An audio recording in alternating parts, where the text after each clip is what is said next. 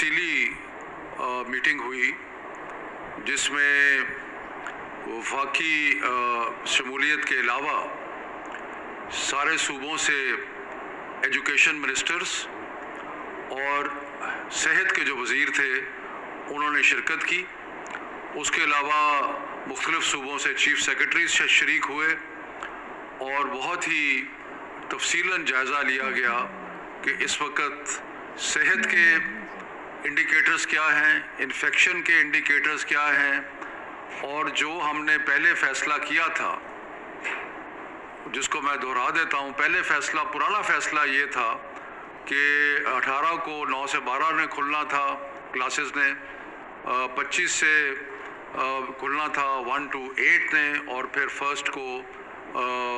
Higher education institutions ने। तो इस सारे जो पहला तय किया गया था उसका जायज़ा लिया गया। हेल्थ यानी कि सेहत के जो अंदाजे थे और स्टेटिस्टिक्स थे उनकी रोशनी में, और वो जो थे मैं थोड़ा सा आपको बताना चाहता हूँ कि 15 सितंबर को जब हमने फ़ैसला किया था कि सारे तालीमी इदारे जो हैं वो खोल दिए जाएं,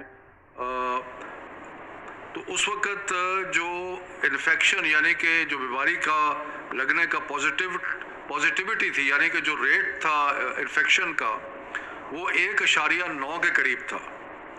क्रिटिकल पेशेंट जो थे सारे मुल्क में वो 570 के करीब थे, और जो रोज़ अमवात हो रही थी वो 5 थी, और जो रोज़ के केसेस आ रहे थे वो तकरीबन 600 के करीब थे। फिर जब हमने 26 नवंबर को ये फ़ैसला किया कि तालीमी इदारे बंद कर दिए जाएं, तो उस वक़्त 1.9 से बढ़ के जो पॉजिटिविटी रेट था वो 7.14 पे चला गया था, यानी कि इतना ज़्यादा आगे बढ़ गया था। जो क्रिटिकल पेशेंट्स थे वो 570 के करीब से तकरीबन 1958 हो गए थे, और जो रोज़मर्रा की अमवात थी वो 5 से बढ़कर 46 हो गई थी, और जो रोज़ के केसेस थे वो 600 से 3000 तक पहुंच गए थे। उसके बाद हमने जब ये सूरत हाल नज़र आई तो आपने तालीमी इदारे बंद किए, क्योंकि हमें सेहत के जो हमारे अकाबरीन हैं, डॉक्टर्स हैं, उन सब ने ये बताया कि स्कूल बंद होने का या तालीमी इदारे बंद होने का एक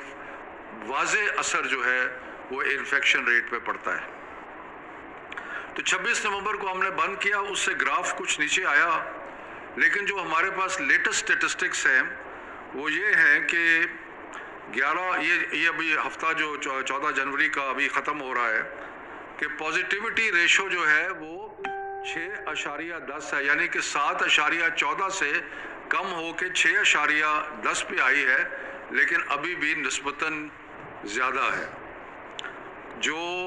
क्रिटिकल पेशेंट्स हैं वो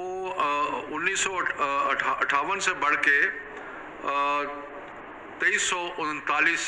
हो गए हैं, यानी कि वो 26 नवंबर के बाद कम नहीं हुए। जो रोज़ एवरेज मॉर्टेलिटी है उसमें भी थोड़ा सा फ़र्क पड़ा है, 46 से 44 पे आ गई है, और जो रोज़मर्रा के केसेस हैं वो 3000 से कम हो के 2300 तक पहुँचे हैं, लेकिन अभी भी बहुत हाई इन्फेक्शन रेशोज़ हैं और केसेस जो हैं वो बढ़ रहे हैं। तो इसलिए ये सारे मामलात को ज़हन में रखते हुए एक बात तो बड़ी क्लियर है कि जितने भी तालीम के साथ वाबस्ता लोग हैं, चाहे सियासत में, चाहे सरकारी मुलाजमत में, वो इस चीज़ के बारे में उनको बहुत शदीद एहसास है कि तालीमी इदारे बंद होने से बच्चों की जो सीखना लर्निंग लेवल्स हैं वो बहुत नीचे चले जाते हैं, और बहुत नुकसान हुआ है तालीम का इन पिछले 8-9 माह में। लेकिन साथ साथ हमने सेहत का भी ख्याल करना है। सो ये दोनों चीज़ों को हमने बैलेंस करना है, और बैलेंस इस तरीके से करना है कि कम से कम रिस्क हो और उस साथ साथ तालीम का जो सिलसिला जो है वो भी जारी रहे। तो इस सिलसिले में जो फ़ैसले आज किए गए हैं वो ये हैं कि जो 9 से 12, 9, 10, 11, 12 है, ये वो क्लासेस हैं जिनके इम्तिहानात होने हैं, اور حکومتوں نے صوبائی اور وفاقی حکومت نے یہ فیصلہ کیا ہے کہ اس سال بغیر امتحان کے کسی بچے کو پاس نہیں کیا جائے گا جس طرح پچھلے سال کیا گیا تھا. اس لیے ضروری ہے کہ 9, 10, 11, 12 جو ہے جنہوں نے امتحان دینا ہے ان کی تعلیم کا